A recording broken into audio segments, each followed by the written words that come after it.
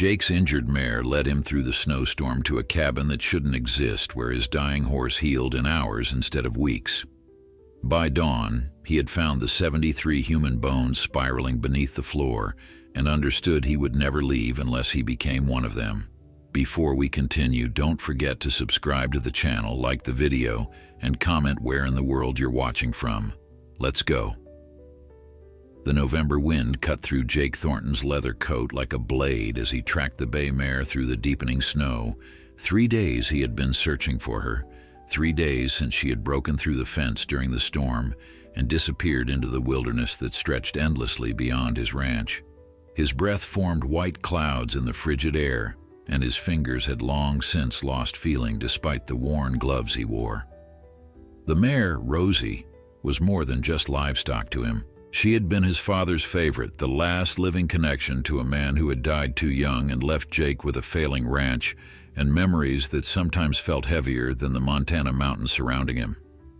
The tracks led him higher into the foothills, away from the familiar grazing lands and into territory he rarely ventured. The snow was deeper here, reaching past his boots with each labored step, and the silence was profound, broken only by the whisper of wind through pine branches and his own ragged breathing. He was 32 years old, too young to feel this tired, this worn down by the endless struggle to keep his father's legacy alive. The ranch was hemorrhaging money. The bank had sent 3 notices in as many months, and now his best breeding mare was lost in country that could kill a man as easily as it could hide him. When he finally spotted Rosie, his heart lurched with relief that quickly turned to concern. The mare stood in a small clearing, favoring her right foreleg, her head hanging low with exhaustion. Blood stained the snow beneath her, a dark crimson that looked almost black against the pristine white.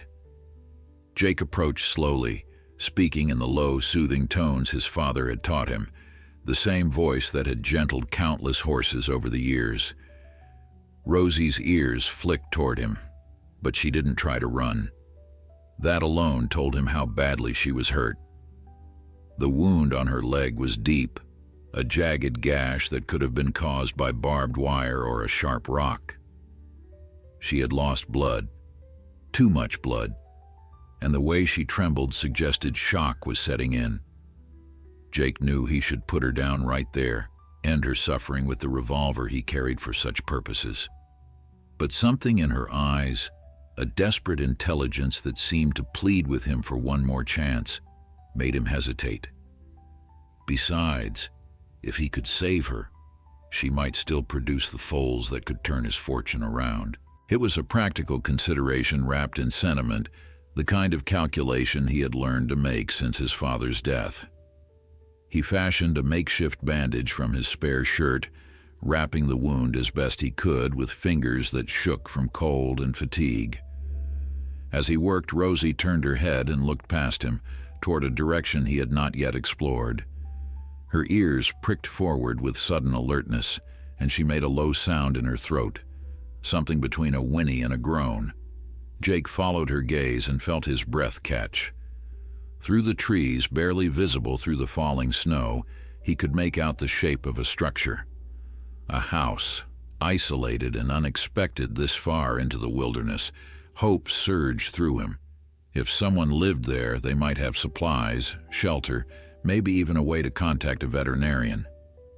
He took Rosie's lead rope and urged her forward, letting her set the pace as she limped through the snow.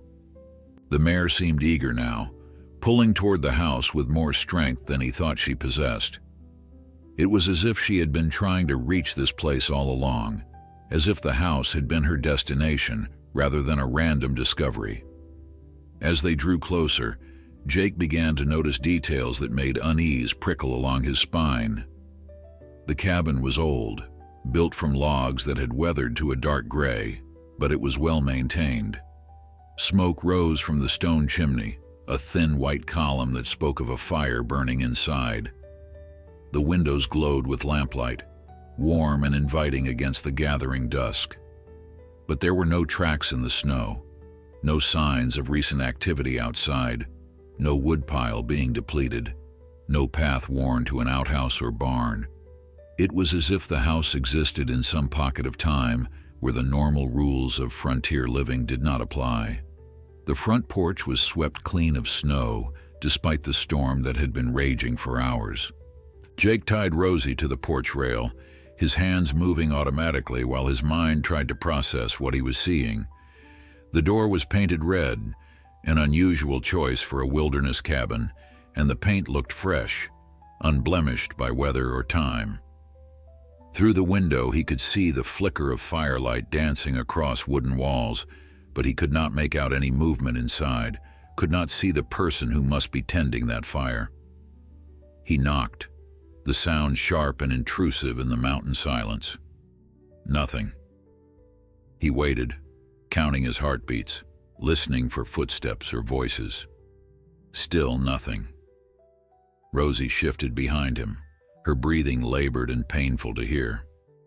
He knocked again, harder this time, and called out that he needed help, that his horse was injured, that he meant no harm. The words seemed to be swallowed by the thick logs, disappearing into the house like stones dropped into deep water. Jake's hand found the door handle, cold metal that seemed to burn against his palm. Every instinct screamed at him not to enter uninvited, but Rosie was dying and the temperature was dropping fast. If he did not find shelter soon, they would both freeze.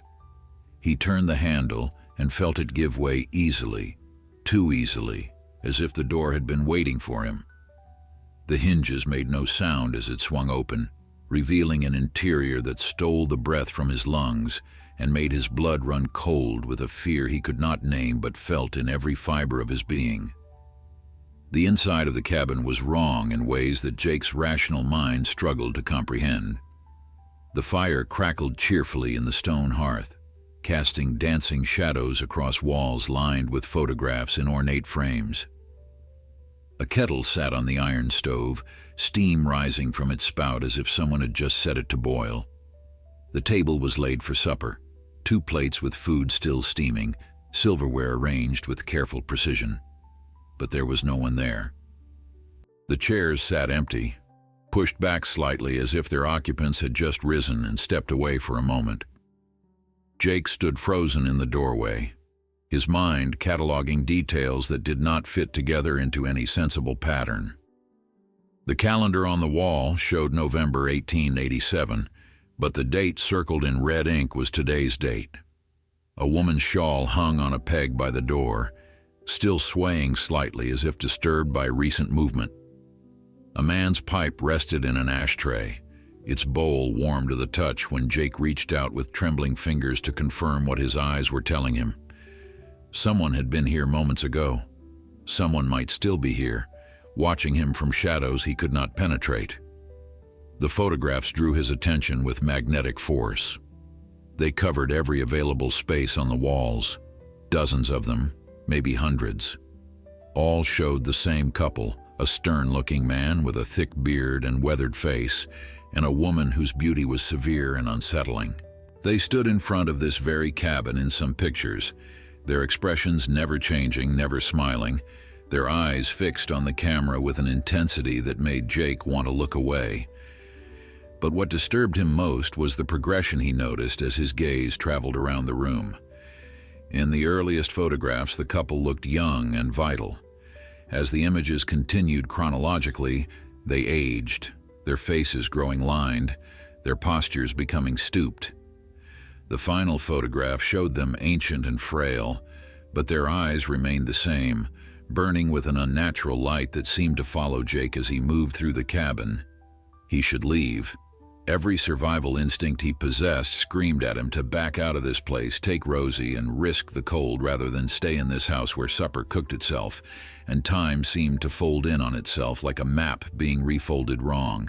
But Rosie whinnied from the porch, a sound of such pain and desperation that it cut through his fear. She was dying. He had perhaps an hour, maybe less, to stop the bleeding and warm her up, or she would be lost. The choice was impossible and already made. Jake moved through the cabin with the cautious steps of a man walking through a graveyard at midnight. The kitchen was immaculate, every pot and pan hanging in perfect order, every surface scrubbed clean. The cupboards were full of provisions, Jars of preserved vegetables, sacks of flour and sugar, tins of coffee and tea. Enough food to last months, yet no sign that any of it had been touched recently. He found medical supplies in a chest by the door, bandages and tinctures, needle and thread for stitching wounds. Everything he needed to treat Rosie laid out as if in anticipation of his arrival. The bedroom door stood ajar, and through it Jake could see a 4-poster bed made up with quilts that looked handmade and valuable. 2 pairs of boots sat beside it, one large and masculine, one smaller and delicate. Both were muddy, as if their owners had just returned from a walk outside, but there were no tracks in the snow. The contradiction made Jake's head ache, made him question whether he had hit his head during the search for Rosie, whether this was all some hypothermia-induced hallucination that would end with him freezing to death in a snowbank, while his mind created elaborate fantasies to ease his passage into death. He gathered the medical supplies and returned to the porch where Rosie waited. The mare's eyes were glassy with pain and shock, her breathing shallow and rapid. Jake worked quickly, his hands steady despite the fear churning in his gut. He cleaned the wound with water he heated on the mysterious stove, applied the antiseptic that burned his nostrils with its sharp chemical smell, and stitched the gash closed with careful, practiced motions his father had taught him. All the while he felt eyes on him, that prickling sensation of being watched by something he could not see but knew was there. As he worked, the storm outside intensified. Wind howled around the cabin with a voice that sounded almost human, almost like words he could not quite make out. Snow piled against the windows, blocking out what little light remained from the dying day. Jake realized with growing dread that he would not be leaving tonight. The temperature had dropped so far that attempting to travel would be suicide. He and Rosie were trapped here, in this house that defied explanation, with whatever presence haunted its rooms and kept its fires burning. He led Rosie into the cabin, something he would never normally do, but the alternative was leaving her to freeze on the porch. The mare balked at the threshold, her nostrils flaring as she sensed what Jake had felt, the wrongness that permeated this place. But survival overcame fear, and she limped inside, her hooves loud on the wooden floorboards. Jake settled her in the corner farthest from the fire, on a rug that looked too fine to be used as bedding for a horse. He rubbed her down with a blanket he found in the chest, trying to restore warmth to her trembling body. The food on the table had not cooled. If anything, it looked fresher than before, as if it had just been served. Jake's stomach growled despite his fear, reminding him that he had not eaten since dawn. He approached the table cautiously, examining the plates. Roast chicken, potatoes, carrots, bread still warm from the oven. It smelled delicious, and that terrified him more than anything else. He picked up a fork, held it over the food, and hesitated. In every folktale he had ever heard, eating fairy food or ghost food bound you to the spirit world. But those were just stories, and he was starving, and the food was real enough to see and smell. Before he could decide, the front door blew open with a bang that made both Jake and Rosie jump. Snow swirled into the cabin on a wind that seemed to have direction and purpose. The photographs rattled on their hooks. The flames in the hearth flickered and danced, and Jake heard something that made his blood turn to ice. Footsteps on the porch, slow and deliberate, coming toward the open door. 2 sets of footsteps, one heavy, one light, exactly like the boot sizes he had seen beside the bed. The couple from the photographs was coming home, and Jake stood in their house, uninvited and trapped, with nowhere to run and no way to explain his presence except the truth, which sounded like madness even in his own mind. Jake's hand moved instinctively to the revolver at his hip, but something stopped him from drawing it. The footsteps reached the threshold and then stopped, as if whatever stood outside was waiting for permission to enter. The silence stretched out, broken only by Rosie's labored breathing and the crackling of the fire. Then, slowly, impossibly, the door swung closed on its own, shutting out the storm and the presence on the porch. The latch clicked into place with a sound of finality that made Jake's skin crawl. He stood frozen, his heart hammering against his ribs, waiting for something to happen. But the cabin remained still, the only movement coming from the dancing shadows cast by the firelight. The footsteps did not return. Whatever had been on the porch had either left or was waiting outside, patient and eternal. Jake moved to the window and peered out, but the snow had piled so high that he could see nothing beyond the glass except his own pale reflection, staring back at him with wild eyes. The temperature inside the cabin was comfortable, almost too comfortable after the brutal cold outside. Jake removed his coat and hung it on the peg beside the woman's shawl, the gesture feeling both practical and somehow transgressive, as if he were claiming a place in this house that did not belong to him. His clothes were damp from the snow, and steam began to rise from them as he stood near the fire. Exhaustion pulled at him with leaden weight, days of searching and worry catching up to him now that he was finally warm and still. Rosie had settled into the corner, her eyes half closed. The bleeding had stopped, and though she was far from healed, Jake thought she might survive if he could keep her warm and still for the next few days. The question was whether he would survive, and what price this mysterious shelter might demand from him. Nothing was free in this world, and he suspected that whatever force maintained this cabin would exact payment for its hospitality. He returned to the table where the food still waited, untouched and perfect. His hunger had become a physical pain, gnawing at him with sharp teeth. Surely eating would be harmless. After all, the medical supplies had been real enough, had worked well enough to save Rosie's life. Perhaps the food was simply food, left by whoever owned this place before they departed on whatever errand had taken them away. But even as he tried to rationalize it, Jake knew he was lying to himself. Nothing about this place was simple or innocent. In the end, survival won out over superstition. He sat at the table and ate, the food tasting better than anything he had prepared for himself in the 2 years since his father's death.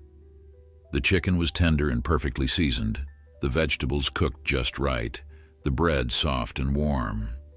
Each bite filled him with strength and a strange sense of contentment that felt almost drugged in its intensity. He ate until he could eat no more, and when he finally pushed back from the table, he felt fuller than he had in months, both in body and in some deeper way he could not quite articulate.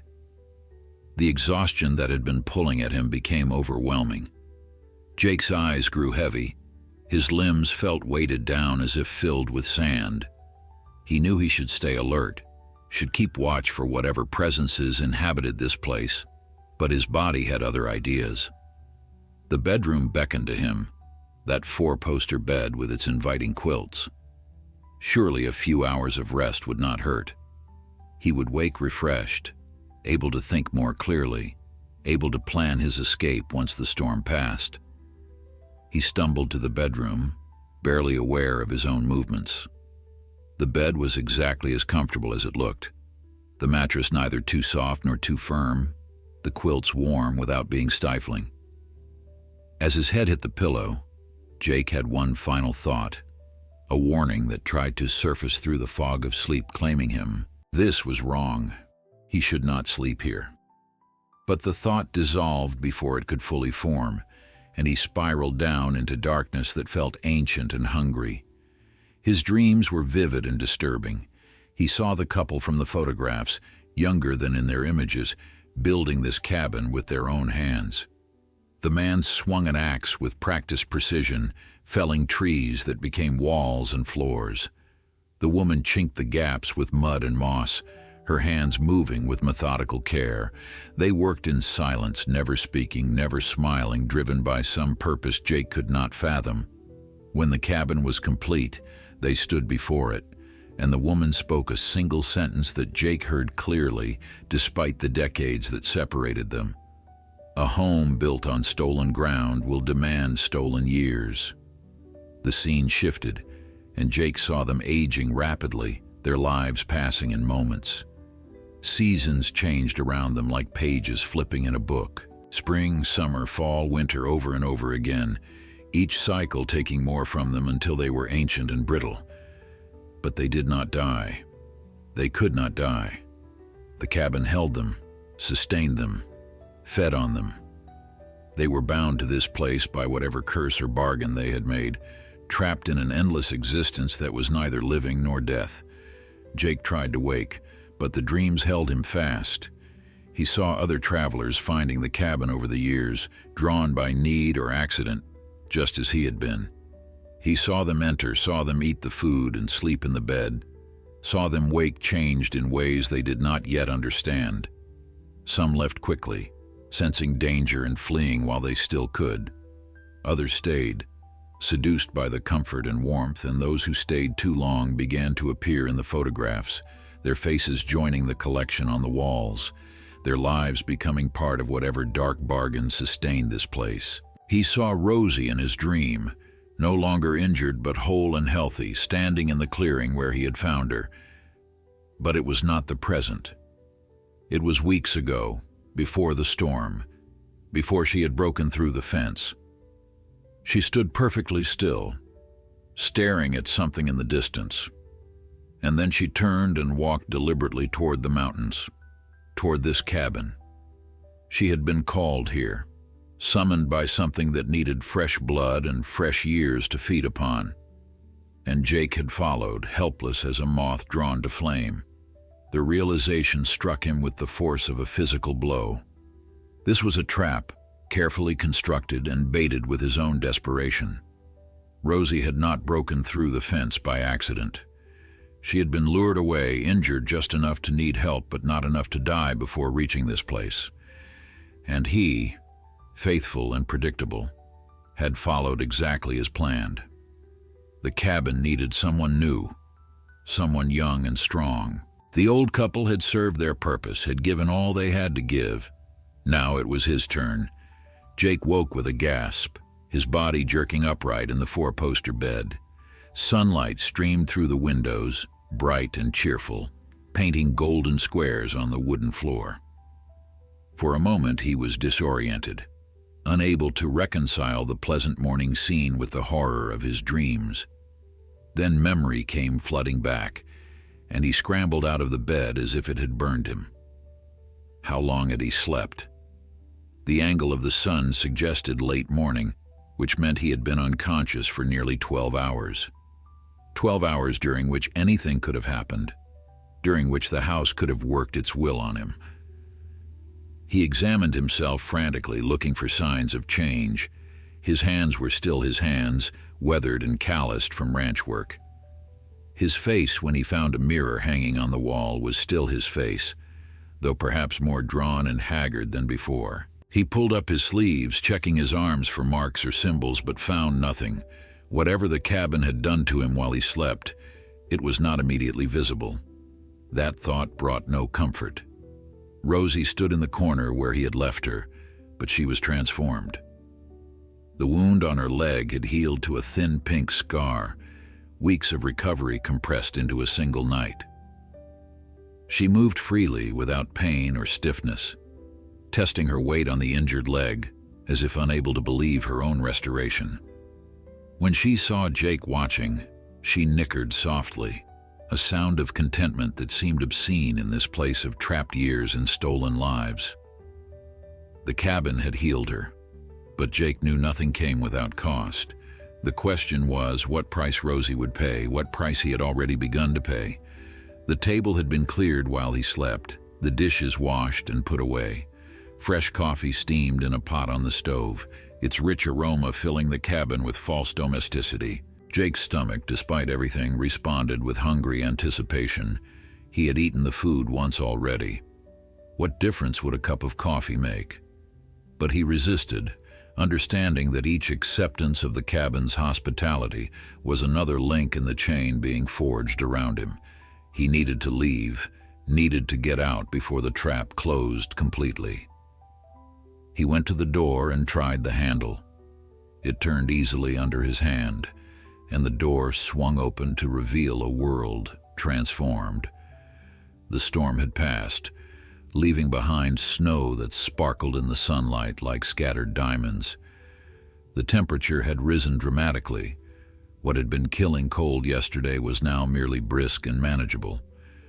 The path down the mountain was clearly visible, inviting and possible. Everything conspired to suggest that leaving would be simple, that he could just walk away from this place and return to his normal life. Jake knew it was a lie. He had eaten the food, slept in the bed, accepted the cabin's healing for his horse. The house had sunk its hooks into him, and if he tried to leave now, something terrible would happen. He would get lost in woods he knew perfectly well. The snow would suddenly deepen into impassable drifts.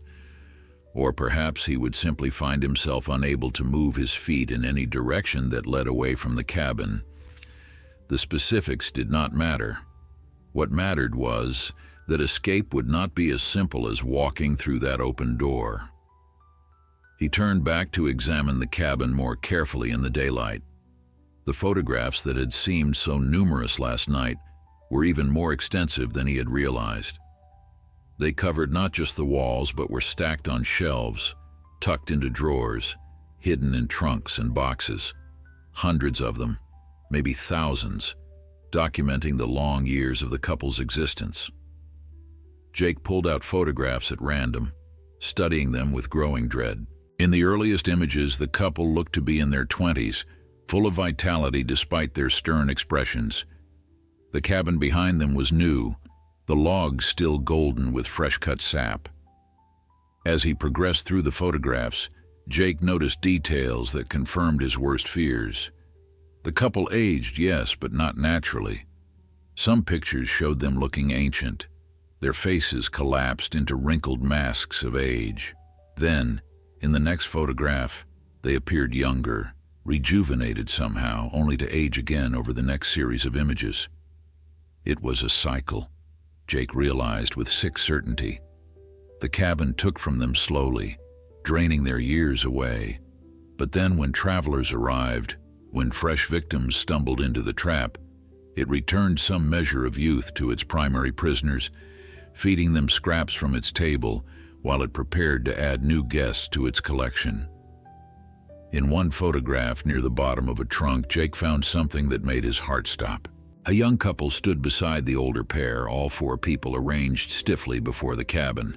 The young man and woman looked terrified, their eyes wide with barely suppressed panic. They wore clothes from perhaps 30 years ago, and they were clearly not there by choice. The older couple's hands rested on their shoulders in what might have looked like a friendly gesture, but Jake could see the grip was restraining, possessive. Here were previous victims, caught and kept, and he wondered how long they had lasted before the cabin consumed them entirely. He searched frantically through the remaining photographs, looking for what had happened to that young couple. He found them again, older now, standing alone before the cabin. The original couple was nowhere to be seen, and Jake understood with creeping horror that the old couple in his dreams, the ones who had built this place and been cursed by it, had been replaced. The cycle continued, new victims becoming new wardens, bound to the cabin and forced to lure others to their doom. How many generations had passed through this place? How many lives had been stolen to feed whatever dark hunger lived in these walls? His hands shook as he continued through the photographs, and then he found the most recent ones. The couple he recognized from the walls, the man with the thick beard and the woman with severe beauty, stood together. But these pictures were different. Their eyes had changed, becoming hollow and desperate. They looked exhausted in a way that went beyond physical tiredness, as if their very souls were worn thin from decades of service to something they could not escape. In the final photograph, they stood with their hands raised, palms out, in what might have been a gesture of surrender or farewell. Jake realized with a chill that they were gone. The couple who had maintained this cabin for what must have been 60 or 70 years had finally been released, either through death or some other transformation. The cabin was empty now, waiting for new occupants, waiting for him. And he had walked right into the trap, brought his horse to be healed, eaten the food, slept in the bed, done everything necessary to bind himself to this place. Panic seized Jake with clawed hands. He grabbed his coat and hat, determined to test his theory about leaving. If he could just get through that door, if he could put distance between himself and this cursed place, maybe the bonds would weaken. Maybe he could break free before the trap closed completely. He moved toward the door, each step feeling like he was wading through deep water. The cabin seemed to resist him, the air growing thick and heavy, pressing against him with invisible weight. His hand touched the door handle, and pain lanced through his palm like he had grabbed a red-hot iron. He jerked back with a cry, examining his hand for burns, but the skin was unmarked. The pain had been real enough, though, a clear warning about what would happen if he tried to leave. The cabin was not ready to let him go. Not yet, maybe not ever. Jake felt the walls closing in on him, not physically but spiritually, as if the house was wrapping itself around his soul like a suffocating blanket. He needed to think, needed to find a way out of this nightmare. There had to be something, some weakness in whatever curse or magic bound this place. The young couple in the photographs had been trapped, but the original couple had eventually been released. That meant freedom was possible, even if it took decades to achieve. Jake was 32 years old. He could not imagine spending the next 40 or 50 years in this cabin, aging and rejuvenating in cycles, watching travelers arrive and depart while he remained forever bound to these wooden walls. The thought of his ranch flashed through his mind. Who would care for it in his absence? The bank would foreclose within months. His father's legacy would be sold off piece by piece. Everything they had built together would disappear as if it had never existed. His few friends would search for him briefly, then assume he had frozen in the mountains during his search for Rosie. They would find his body come spring, or think they would, never knowing he was alive and trapped in a cabin that should not exist. Jake forced himself to calm down, to think logically about his situation. He was a rancher, a practical man who solved problems through patience and planning. This was just another problem, albeit one more strange and terrifying than any he had faced before. He needed information. He needed to understand how the cabin worked, what it wanted, what rules governed its existence. Knowledge was power, his father used to say, and Jake needed all the power he could gather. He returned to the photographs, studying them with new purpose. If he could find a pattern, a clue to how the previous occupants had escaped, he might be able to replicate their success. The images told a story if he knew how to read them. The original couple had aged normally at first, living in the cabin they had built. Then something had changed. About 5 years into their residency, based on the progression of seasons visible in the backgrounds, they had stopped aging. Or rather, they had begun the cycle of aging and rejuvenation that defined their existence for the next several decades. What had triggered the curse? Jake examined the photographs from that transitional period, looking for differences. Then he saw it. In the pictures before the curse took hold, the cabin had a simple wooden door.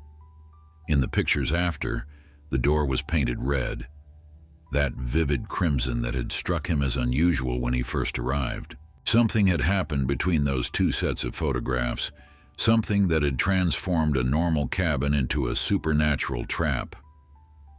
In a drawer beneath the photographs, Jake found a journal. The leather cover was cracked with age, the pages yellowed and brittle. He opened it carefully, afraid the old paper might crumble at his touch. The handwriting was precise and feminine, each letter formed with careful attention. It was the woman's journal, he realized, a record of her years in this place.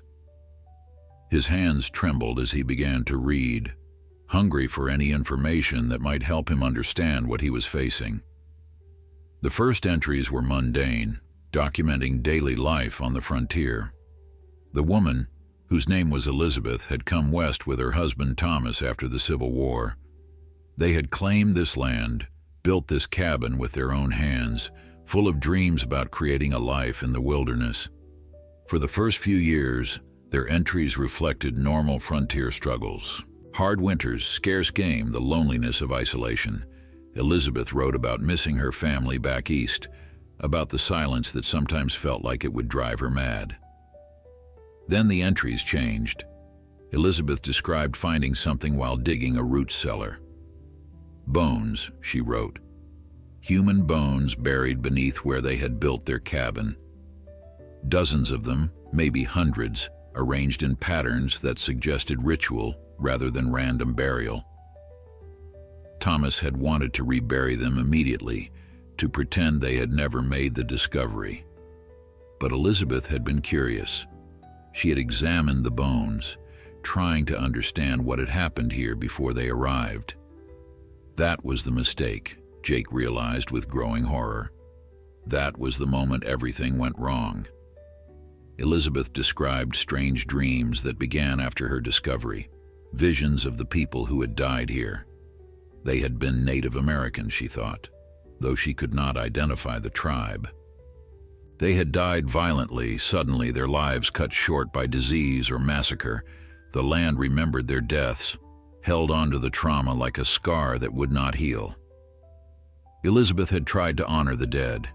She had gathered the bones carefully and reburied them with prayers and respect. But it was too late. The damage had been done. The spirits of the dead had been disturbed, and they were angry.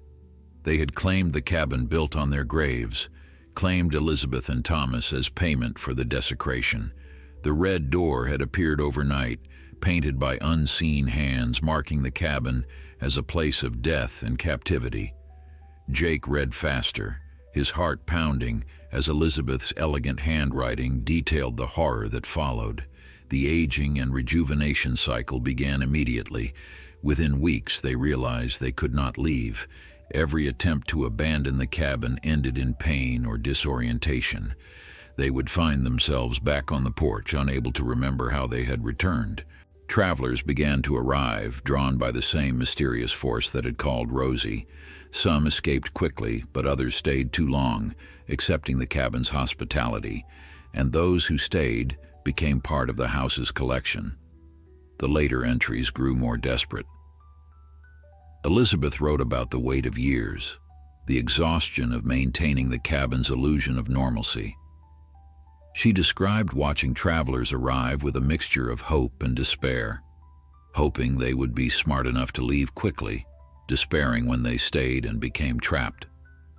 She wrote about the guilt that consumed her, knowing she was part of the trap even though she had not chosen this fate. The cabin used her and Thomas as bait, their presence making the house seem occupied and safe rather than abandoned and dangerous. The journal's final entry was dated 3 days ago. Jake's blood ran cold as he read Elizabeth's last words, written in a shaky hand that suggested extreme old age or illness. "We have found a way out," she wrote, "but the cost is terrible. The cabin demands a replacement before it will release us. It needs someone young and strong, someone who can maintain its hunger for another generation. Thomas and I have lived 73 years in this place, aging and rejuvenating countless times, watching the world change outside our windows while we remain frozen in this cursed cycle. We cannot endure another day, another year, another decade. Forgiveness, whoever reads this. We did what we had to do." Jake's hands clenched on the journal, crumpling its fragile pages. They had lured him here deliberately. Rosie's injury had not been the cabin's work alone, but theirs as well. Elizabeth and Thomas had used the last of their strength to reach out through the cursed ground, to call a horse they knew would be followed by a desperate owner. They had baited the trap one final time so they could finally be free. And Jake had walked into it blind and trusting, thinking he was rescuing his horse when in reality he was sacrificing himself. Rage filled him, hot and cleansing.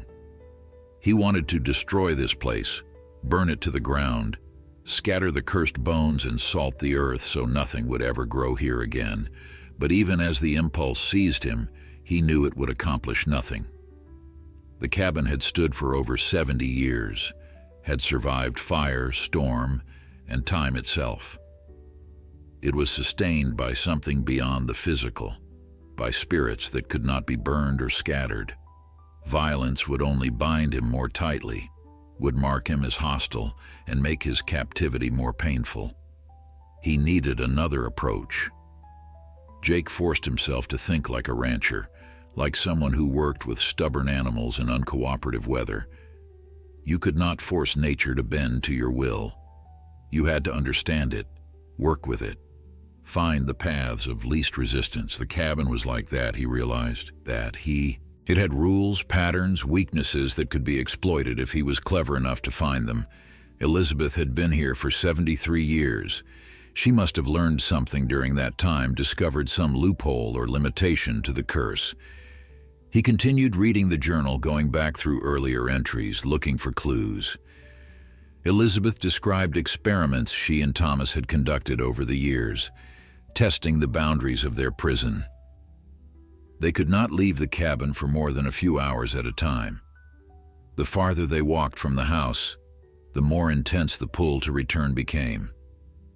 Eventually, it felt like their bones were being torn from their bodies, and they would black out, only to wake back on the porch with no memory of how they had returned. But there were exceptions. On certain days, Elizabeth wrote, the cabin's hold weakened slightly. The winter solstice, the longest night of the year, when darkness reigned supreme. The spring equinox, when light and dark balanced perfectly. On those days they could venture farther, stay away longer, though they still could not escape entirely. Elizabeth theorized that the spirits were distracted on these liminal days, their attention focused on maintaining the cosmic balance rather than keeping their prisoners confined. Jake checked the calendar on the wall. November 15th. Over a month until the winter solstice, and he did not think he could maintain his sanity for that long. Already he could feel the cabin working on him, its presence seeping into his thoughts like ink spreading through water. When he looked at the photographs now, he sometimes saw his own face among them, a ghostly image superimposed over the others. The house was claiming him, adding him to its collection. Another entry caught his attention. Elizabeth described a traveler who had stayed for 3 days before managing to escape. Unlike the others who had been trapped, this man had refused all food and drink, had not slept in the beds, had avoided accepting any comfort the cabin offered. On the 3rd morning, he had walked out the door and never looked back, and the cabin had been unable to stop him. Elizabeth theorized that the curse required acceptance, that by rejecting the house's hospitality completely, the traveler had avoided forming the bonds that would trap him. But Jake had already eaten the food, already slept in the bed. Those bonds were formed, those chains already wrapped around him. Was it too late for him to follow that traveler's example? He did not know, but he had to try. Starting now, he would accept nothing more from the cabin. No food, no drink, no comfort of any kind. He would sleep on the floor if he had to sleep at all, would eat nothing but what he could forage or catch outside if the house allowed him to hunt. It would be difficult, maybe impossible, but it was his only chance. The day passed with agonizing slowness. Jake searched every corner of the cabin, looking for anything that might help him understand or break the curse. He found more journals, these written by Thomas, detailing his own observations and theories. Thomas had been more scientifically minded than his wife, and his writings contained detailed maps of the area, surveys of the burial site, sketches of the patterns the bones had formed before they were reburied. One sketch in particular caught Jake's attention. It showed the bones arranged in a spiral pattern, with symbols carved into the largest skulls. Thomas had copied these symbols, trying to decipher their meaning, but he had failed to translate them. Jake studied the symbols with growing fascination. They were not Native American pictographs, at least none that he recognized from his limited knowledge. They looked older, more primitive, suggestive of some belief system that predated the tribes he knew. What ancient people had died here? What ritual had they been performing when death took them? The questions multiplied, but answers remained elusive. As evening approached, Jake felt the first real pangs of hunger. His stomach cramped, reminding him that he had not eaten since the previous night's cursed meal. The coffee pot still sat on the stove, its contents fresh and aromatic. Bread appeared on the table, warm from an oven he had not seen anyone use. The cabin was testing him, offering temptation, trying to break his resolve before it had properly formed. He turned his back on the food and went to the door. This time, when he touched the handle, there was no pain. The door opened easily, and cold air rushed in, carrying with it the scent of pine and snow. Jake stepped onto the porch, half expecting to be struck down or pulled back. But nothing happened. He took another step, then another, walking into the yard where snow crunched beneath his boots. The cabin watched him from behind. He could feel its attention-like eyes on his back, but it did not stop him. Hope surged in his chest. Maybe it was possible. Maybe by refusing to accept anything more from the house, he had loosened its hold enough to allow movement. He walked toward the tree line, each step taking him farther from the cabin. 20 feet, 30, 50. The pull began then, gentle at first, like a hand tugging at his sleeve. He pushed against it, forcing himself forward. 75 feet. The pull became stronger, more insistent. His head began to ache, a pressure building behind his eyes. Jake gritted his teeth and pushed forward, fighting against the invisible force that tried to drag him back toward the cabin. 100 feet. The pain in his head intensified, spreading down his neck and into his shoulders. It felt like iron bands were tightening around his skull, crushing inward with relentless pressure. His vision blurred and he stumbled, catching himself against a pine tree. The rough bark felt real under his hands, solid and immediate, reminding him that the world beyond the cabin still existed. He forced himself to take another step, then another. The pain became excruciating, so intense that he cried out despite himself. Blood dripped from his nose, hot against his cold skin, staining the snow at his feet with bright crimson drops. Still, he pushed forward, driven by desperation and the terrible knowledge that if he returned to the cabin now, he might never find the strength to try again. 125 feet. His legs began to shake, threatening to collapse beneath him. Then, suddenly, the pain vanished. Jake stood gasping in the snow, his heart pounding, blood still streaming from his nose. For a moment, he thought he had broken through, that he had pushed past the boundary of the curse and was now free. Relief flooded through him, sweet and overwhelming. He took a step forward, eager to put more distance between himself and the cursed cabin. But his body would not respond. His legs were frozen in place, locked as surely as if they had been chained to the ground. Panic seized him. He tried to move his arms, but they hung uselessly at his sides. He tried to call out, but his voice was trapped in his throat. He could only stand there, a prisoner in his own body, staring at the forest ahead that promised freedom he could not reach. Then the cabin began to pull him back. Not physically, but through the bonds he had formed by eating and sleeping. They contracted like muscles, reeling him in steadily and inexorably. His feet moved without his permission, carrying him backward through the snow. He fought it with every ounce of will he possessed, but his body no longer belonged to him. The walk back to the cabin lasted an eternity. Jake's mind screamed in helpless rage, while his body moved with calm purpose, retracing his steps exactly. He mounted the porch stairs, opened the door, and stepped inside. Only when the door closed behind him did control return to his limbs. He collapsed to his knees, gasping and shaking, understanding now the true extent of his captivity. The cabin would allow him to suffer, would let him exhaust himself trying to escape, but it would never let him go. He was property now, owned as completely as the furniture and photographs. Rosie whinnied from her corner, the sound anxious and questioning. Jake looked at her, seeing his horse with new eyes. She had healed too quickly, too completely. The cabin had restored her not out of kindness, but out of necessity. It needed her whole and healthy, because she was part of the trap. Future travelers would see a man with a healed horse, would believe that help and safety could be found here.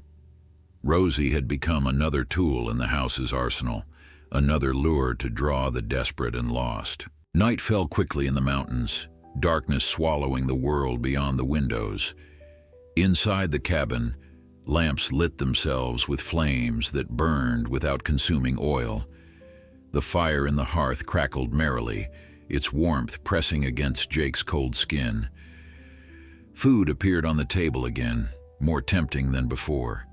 Roasted venison this time, with vegetables and gravy, fresh biscuits that steamed when broken open. His stomach cramped with hunger so intense it made him dizzy. He had not eaten in over 24 hours, and the cabin knew it. Jake turned his back on the food and went to the window. Beyond his reflection in the glass, he could see nothing but darkness, and his own haunted face staring back at him. How long would his resolve last? How many days could he go without eating before weakness made the choice for him? The cabin was patient. It had all the time in the world. While Jake had only the finite limits of human endurance, the math was simple and terrifying.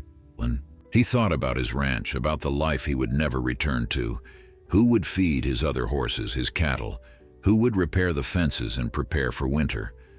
The bank would take it all, of course, but before that happened, his animals would suffer.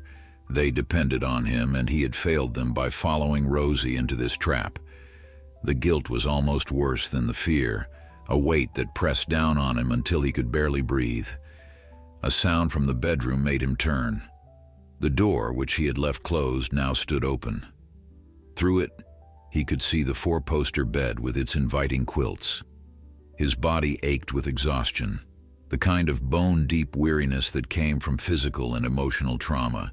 Sleep called to him with seductive whispers. Just a few hours of rest, just enough to restore his strength for whatever tomorrow might bring. Surely sleeping once more would not matter when he had already slept there before. But Jake knew that was the cabin talking, working on his weakened defenses. Every acceptance, every surrender made the bond stronger. He had to resist, had to maintain whatever shred of independence he still possessed. He settled onto the hard wooden floor near the fire, using his coat as a pillow. The cold seeped up through the boards, making him shiver despite the nearby flames. Discomfort was good, he told himself. Discomfort meant he was still fighting. Sleep, when it came, was fitful and plagued by nightmares. Jake dreamed of bones arranged in spiral patterns, of symbols that writhed and changed when he tried to read them. He dreamed of Elizabeth and Thomas, ancient and exhausted, their eyes pleading for forgiveness even as they tightened the chains around him. He dreamed of future travelers finding the cabin, finding him standing on the porch like Elizabeth and Thomas had stood, a warning that would be ignored because desperation made people blind to danger. He woke before dawn, his body stiff and aching from the hard floor. The cabin was quiet, but it felt alert, watching him with invisible eyes. The food from last night had vanished, replaced by a breakfast of eggs and bacon, coffee that smelled like heaven. Jake's mouth watered despite his determination. He looked away, forcing himself to focus on something else, anything else. The photographs caught his attention again. In the gray pre-dawn light, they looked different, more sinister. Jake approached them slowly, studying the faces of the trapped couple. Something about their expressions bothered him, something he had not noticed before. They were not looking at the camera. Their eyes were directed slightly to the side, focused on something just out of frame. Every photograph was the same.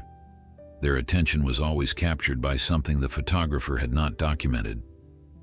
Jake began searching for a pattern in where they looked. In the earlier photographs, taken when they were younger, they looked toward the left. As they aged and the pictures progressed chronologically, their gaze shifted gradually rightward. By the final photographs, they were looking almost directly to the right, their eyes following some invisible path around the cabin walls. It was deliberate, Jake realized.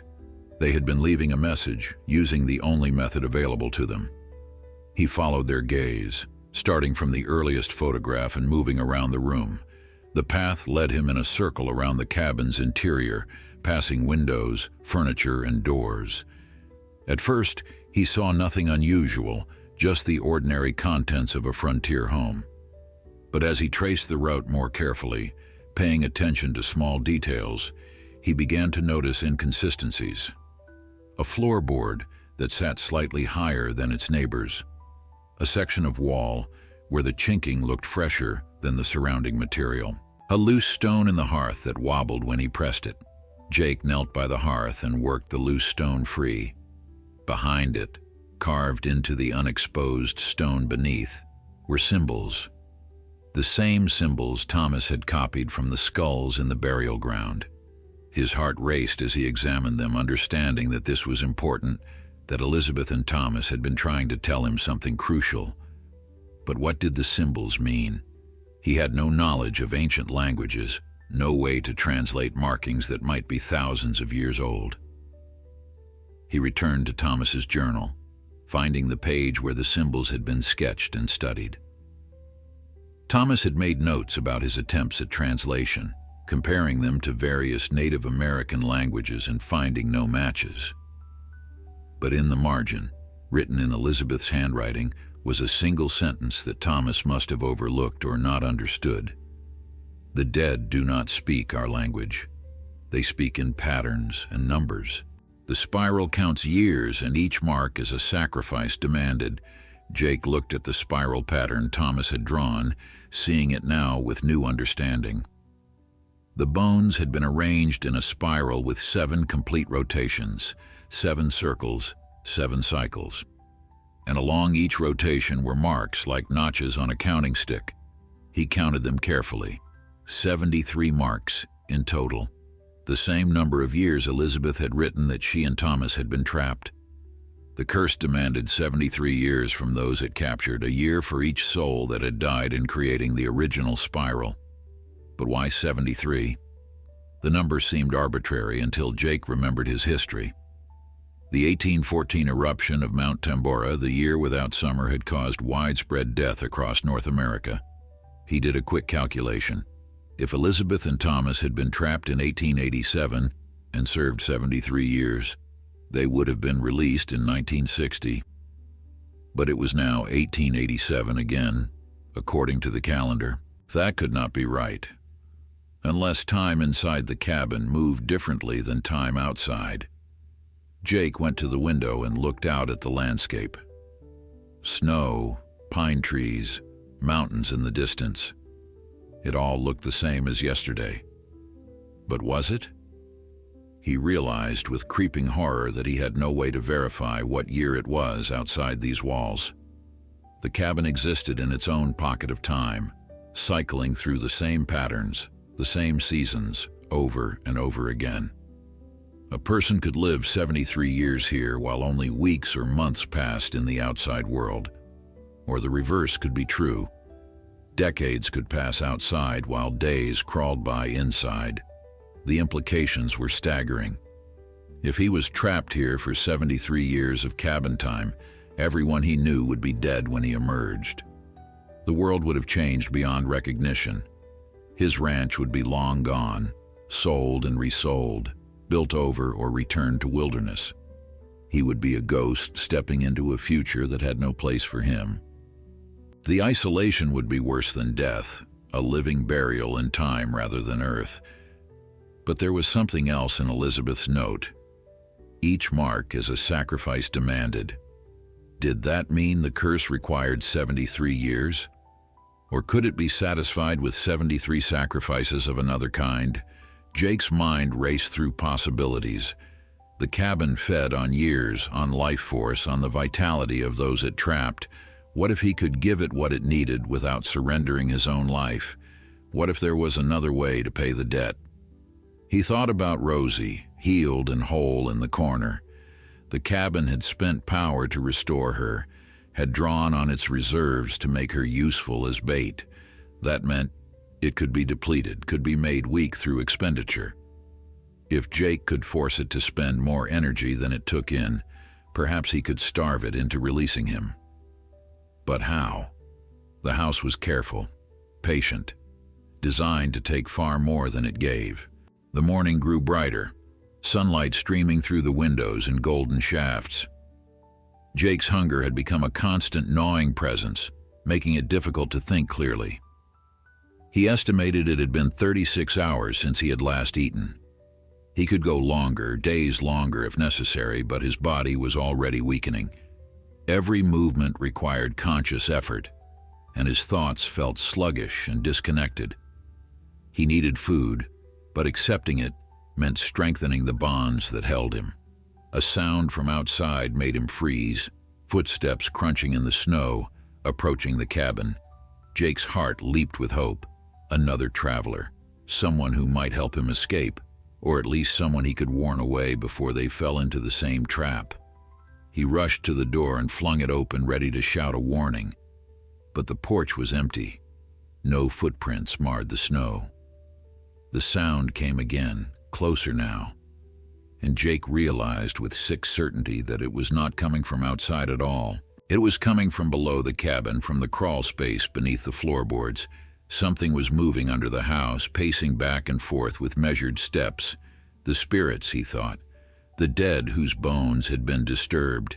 They were restless, perhaps agitated by his presence, by his attempts to understand and escape the curse they had created.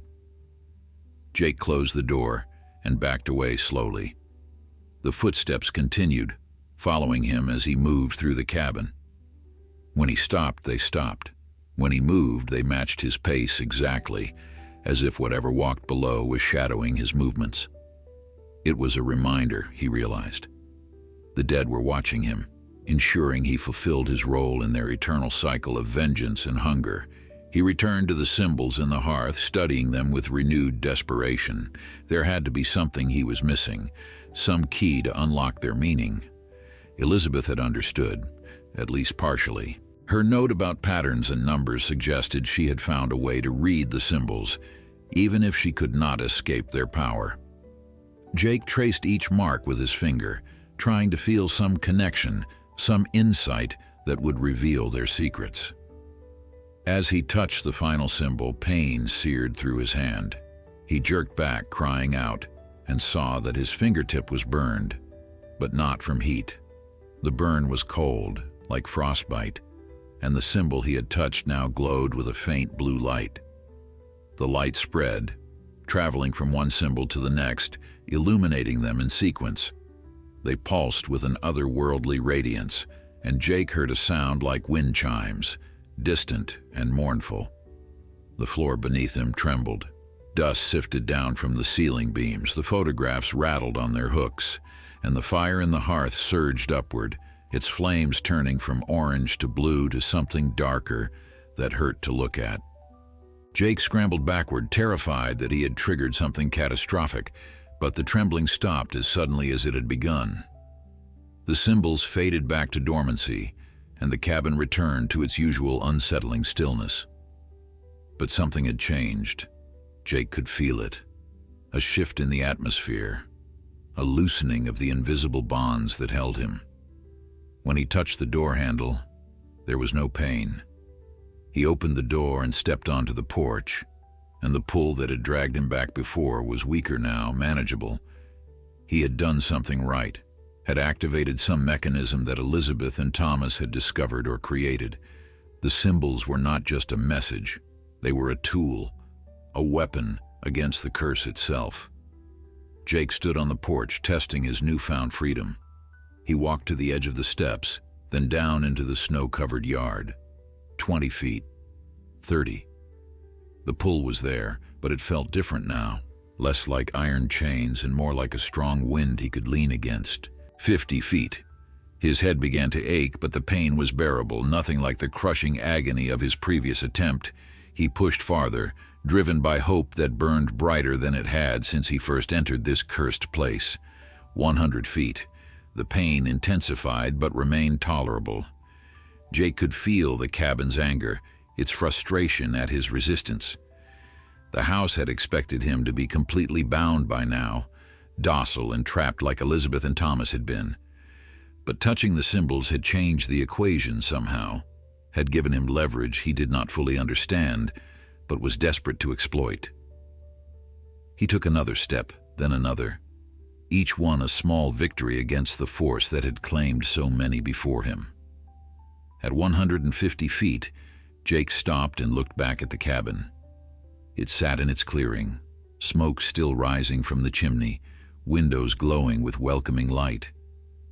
It looked peaceful, innocent, a refuge from the harsh wilderness. No wonder travelers were drawn to it. No wonder they failed to see the danger until it was too late. The house was a perfect predator, beautiful and deadly, patient enough to wait decades between meals if necessary. But Jake was not caught yet, not completely. He had found the symbols, had activated them somehow. If one set of symbols could weaken the curse, perhaps there were others. Elizabeth and Thomas had left him a map with their photographs, had pointed the way to the first set of markings. Maybe they had hidden more, scattered throughout the cabin like breadcrumbs leading to freedom. He needed to search more carefully, needed to find every tool they had left for whoever came after them.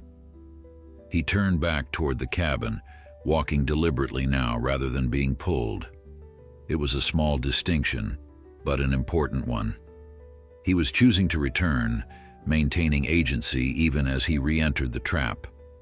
The door opened easily under his hand and he stepped inside with new determination. Hunger still gnawed at him. Exhaustion made his limbs heavy, but he had hope now, and that was stronger than any physical weakness.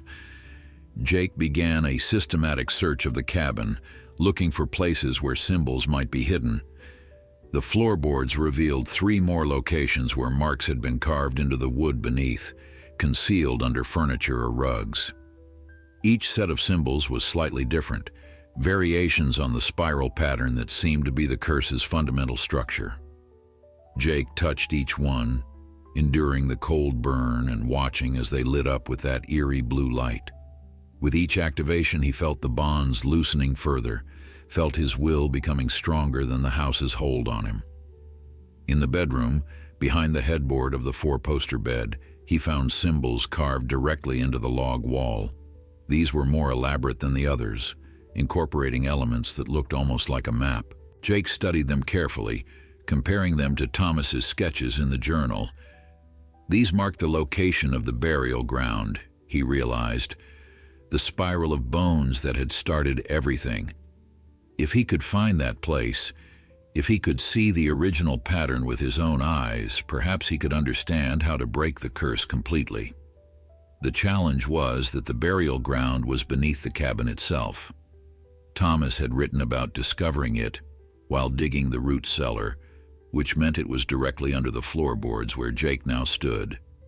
To reach it, he would need to tear up the floor, excavate through frozen earth, disturb the dead all over again. The spirits would not welcome such intrusion. They might strengthen the curse rather than releasing him. But what choice did he have? Every other avenue had led to dead ends or temporary reprieves. The source of the curse was his only remaining target. Jake found tools in a shed attached to the cabin's rear. A pickaxe, a shovel, a pry bar. Elizabeth and Thomas must have used these same tools when they first discovered the bones, unknowingly sealing their fate. He carried them inside and stood looking at the floor, trying to determine the best place to start. The kitchen seemed most logical, where a root cellar would naturally be located.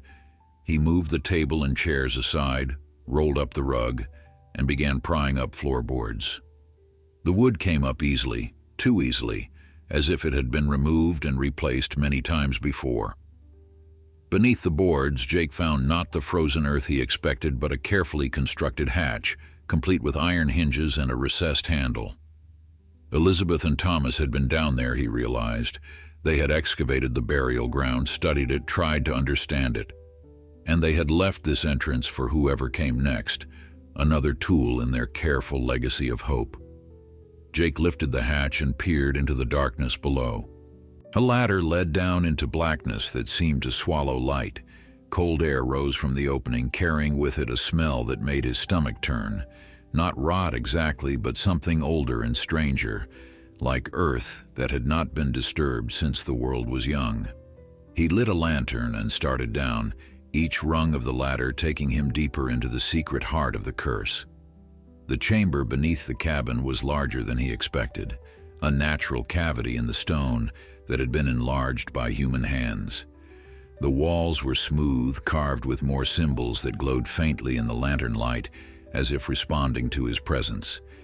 And in the center of the chamber, exactly as Thomas had sketched them, lay the bones. They were arranged in the spiral pattern, 7 complete rotations, each rotation containing bones from multiple individuals, skulls, femurs, ribs, all placed with geometric precision that spoke of ritual significance. But something was different from Thomas's sketch. The spiral had been altered. New bones had been added at the outer edge, fresher than the others, positioned to begin an 8th rotation. Jake moved closer, his heart pounding as he recognized what he was seeing. These were not ancient bones. They were recent, perhaps only a few weeks old. And they bore marks that suggested they had been broken deliberately, arranged while still fresh. Elizabeth and Thomas, he realized with horror. They had not escaped at all. They had become part of the spiral, adding their own bones to the pattern that had imprisoned them. The curse did not release its victims. It consumed them, added them to its structure, used their deaths to strengthen its hold on the next prisoner. 73 years of service, and the only reward was to become fuel for the eternal machine. Jake staggered backward, his mind reeling from the implications. There was no escape. There never had been. Elizabeth and Thomas had not left him tools for freedom. They had left him documentation of their failure, a warning that came too late to save him. But then he saw something else. Scratched into the stone wall above the newest bones was a message, carved with desperate haste. The spiral can be reversed. Begin at the center and work outward. Each bone restored to earth breaks 1 year of bondage. Complete the circle, and the curse ends. We did not have strength for this. May you find what we could not. Elizabeth and Thomas, 1960. Jake looked at the spiral with new eyes. 73 bones, 73 years. If he removed them one by one, starting from the center where the oldest remains lay, and properly buried them outside the cabin's influence, he could unravel the curse from its beginning. It would take days, maybe weeks. He would have to resist the cabin's temptations while exhausting himself with physical labor. He would have to disturb spirits that had grown comfortable in their vengeance, but it was possible. Elizabeth and Thomas, worn down by decades of captivity, had not been strong enough to attempt it. But Jake was fresh, still had fight in him, still burned with the desperate need to return to his life. Jake began immediately, before fear could paralyze him or hunger could weaken his resolve further. He carefully lifted the centermost bone, a skull worn smooth by age, and carried it up the ladder. The moment he touched it, the cabin screamed, not with sound, but with a vibration that resonated through every board and beam, a frequency that made his teeth ache and his vision blur. The photographs flew from their hooks, glass shattering against the floor. The fire in the hearth exploded upward, flames licking at the ceiling beams. Rosie reared in her corner, eyes rolling white with terror. But Jake did not stop. He carried the skull outside, walking through the fury of the house's resistance until he reached the tree line. There, beyond the cabin's direct influence, he dug through frozen earth with the shovel, his hands blistering and bleeding from the effort. He worked until he had excavated a hole deep enough to be respectful, then placed the skull inside and covered it with earth and stones. As he patted down the final layer of soil, he felt something shift in the air around him. The cabin's scream diminished slightly. Its rage forced back one small measure. 1 bone buried, 72 to go. He returned to the cabin for the second bone, then the third. Each removal triggered fresh resistance. The house threw everything it had at him, trying to break his will before he could complete his task. Food appeared everywhere, on every surface, filling the air with aromas that made his empty stomach cramp with desperate hunger. Water dripped from the ceiling, clear and cold, beating on his cracked lips.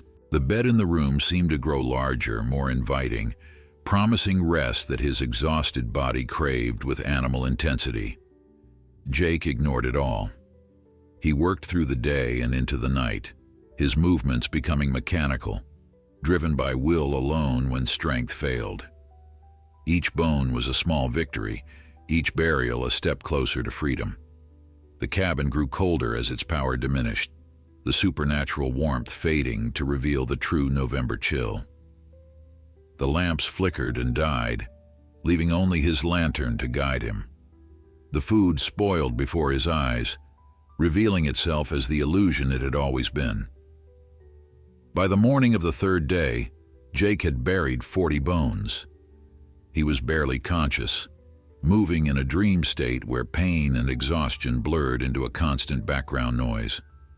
His hands were raw meat, his body shook with cold and hunger, and he had long since lost the ability to form coherent thoughts. But he continued, driven by something deeper than conscious decision. Survival instinct, perhaps, or simply the stubborn refusal to surrender that his father had instilled in him.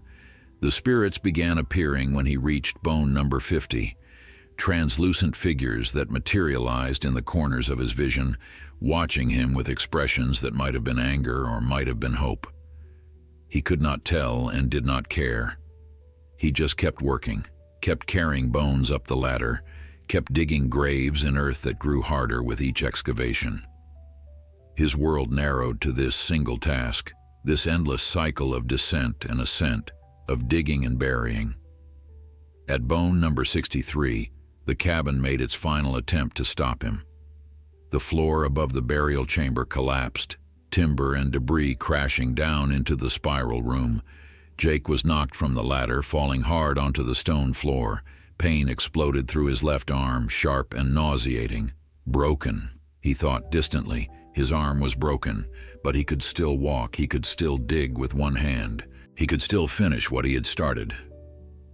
He climbed over the rubble, using his good arm to pull himself up and out.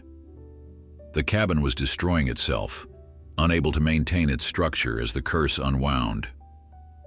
Walls groaned and shifted. The roof sagged dangerously, windows shattered from internal pressure. But Jake did not stop. He retrieved bone number 64, then 65, carrying them out while the house collapsed around him in slow motion. Rosie was gone. At some point during his work, she had fled the dying building, choosing survival over loyalty. Jake did not blame her. He hoped she would find her way back to the ranch, hoped someone would take care of her. But he could not think about that now. Only the bones mattered. Only finishing the reversal mattered. The final bone, number 73, was one of the freshest. Part of Elizabeth's skeleton, he thought, though he could not be certain, and it did not matter. He carried it to the tree line, his broken arm hanging useless at his side, his vision tunneling to a point of light at the center of gathering darkness. He dug the last grave with his remaining strength, placed the bone inside, and covered it with earth. The cabin collapsed completely. It fell inward on itself with a sound like thunder, logs and stone crashing down into the burial chamber below. Dust rose in a huge cloud, obscuring the clearing where it had stood for over a century. And in that moment of destruction, Jake felt the bonds that held him snap like broken ropes. He was free, completely, utterly free. The curse was broken, the spiral reversed, the dead finally able to rest. Jake collapsed beside the final grave, his consciousness fading. He had won, but the victory had cost him everything he had to give. He thought about his ranch, about whether he would live to see it again. Then darkness claimed him, and he thought nothing at all. He woke to find Rosie standing over him, her warm breath on his face.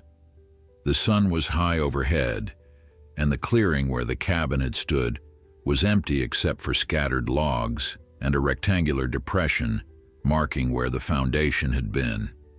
His broken arm was splinted with branches and bound with strips of cloth torn from his own shirt.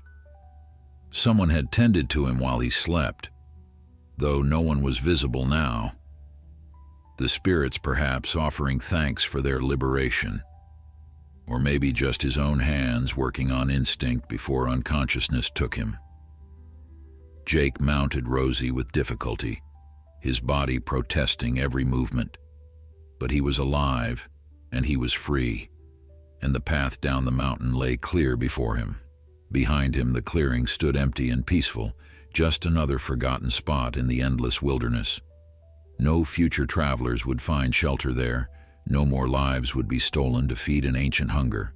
The curse was ended, and Jake Thornton had paid its final price with blood and will in 3 days of hell. As they descended toward his ranch, toward the life he had fought so desperately to reclaim, Jake looked back once at the place where the cabin had stood.